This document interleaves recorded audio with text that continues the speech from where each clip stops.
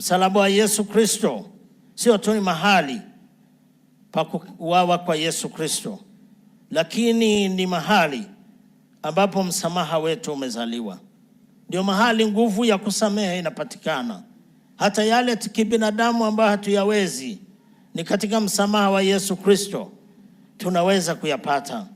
Kwetu wa Tanzania, Ijumaa Kuu ina maana gani?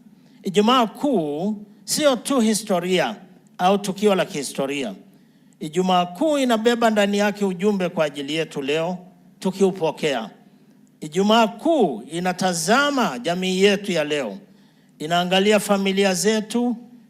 Ijumaa Kuu inaangalia taifa letu, ambayo lazima tujiulize swali: sisi tunaelewa kweli thamani ya malipo yaliyofanyika msalabani?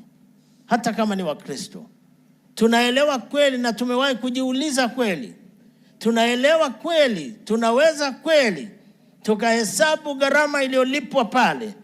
Tanzania kama taifa lolote duniani ni mahali pa watu kuishi na watu tunaohitaji msamaha kila siku. Kusamehewa ni kufunguliwa. Kusamehewa sio kufedheheka, sio aibu.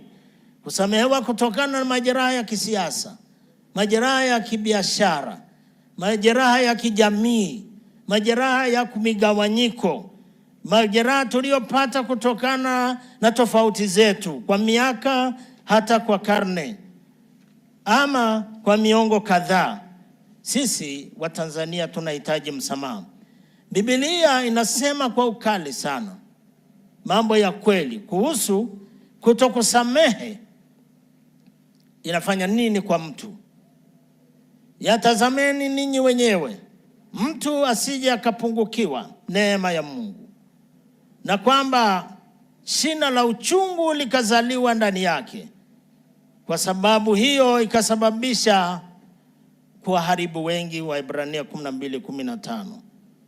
Shina la uchungu liko katika jamii zetu. Watu wengi wanaugua na kuumwa kwa sababu ya kutokusamehe. Wanabeba majeraha na vifungo vingi. Wamefungwa kwa sababu ya mambo ya kutokusamehe. Kutokusamehe ni tabu kwa asiyesamehe kuliko mwenye kutokusamehewa. Na Biblia inatutaka ukikosewa, samehe. Ukikosea, omba msamaha. Sio hiari, ni maelekezo, kwa sababu Yesu alijua. Ndio maana juu ya msalaba anasema, Baba uwasamehe, maana ni kifungo. Mtu asiyesamehe ana mateso ndani yake, ana maumivu na ana ghadhabu na ana uwezo wa kufanya lolote. Anaweza akaharibu mtu mwingine. Katika siku hii ya Ijumaa Kuu, siku muhimu sana, chagua lililo jema na usikubali kuumizwa na ujinga, jeuri na kiburi. Ni afadhali upoteze umaarufu wa leo kwa faida ya kuishi milele. Niwaachie maneno haya. Neno la Mungu linasema deni limeshalipwa. Damu iliyochuruzika na mateso aliyoyapitia juu ya msalaba imetufanya sisi kupata msamaha bure. Hatulipii.